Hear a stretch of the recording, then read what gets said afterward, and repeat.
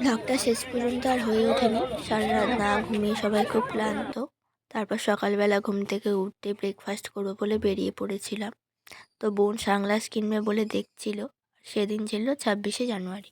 Rampurhat police স্টেশনে flag তোলার পর সবাইকে লাড্ডু দিচ্ছিল। সেই দিন আমরা পুজো দিইনি।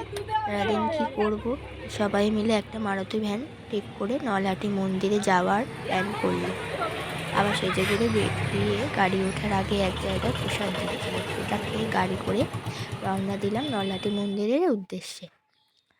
যেতে যেতে রাস্তার দুধারে সর্ষে ক্ষেত কি অপূর্ব দেখতে লাগছিল।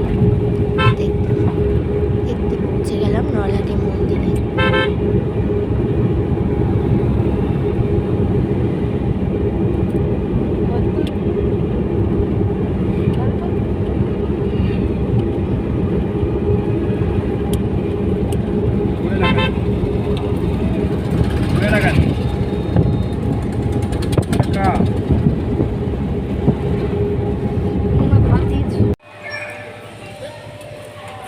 মনটা চাইলে পুজো দেবো।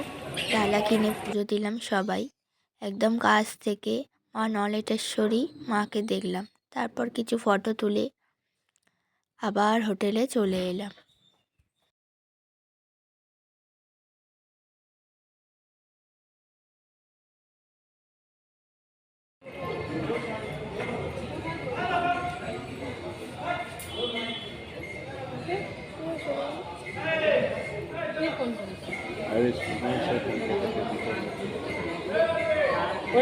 হোটেলে এসে লাঞ্চ করে একটু রেস্ট নিয়ে মাসিরা বিকেলবেলা চপ মুড়ি এনেছিল। তারপর রেডি হয়ে চলে গেলাম নাগ মন্দির আর আমাদের তারাপীঠে দর্শন করতে। তারপর রেডি হয়ে চলে গেলাম নাগ মন্দির থেকে মাকে দর্শন করতে। দেখার পর নগা ঋদ্ধি দিদির সাথে দেখা হলো। একটু কটা দোকানগুলো ঘুরে দেখলাম। চলে এলাম হোটেলে। আবার রাত্রেবেলা ডিনার করে তাড়াতাড়ি ঘুমিয়ে পড়লাম, কারণ ভোরবেলা উঠতে হবে পুজো দিতে যাব বলে। আজকের ব্লগটা এইটুকুই। আবার নেক্সট ব্লগ খুব শীঘ্রই আসবে। তো শেষটা মায়ের মুখ দিয়েই এই ব্লগটা শেষ করলাম।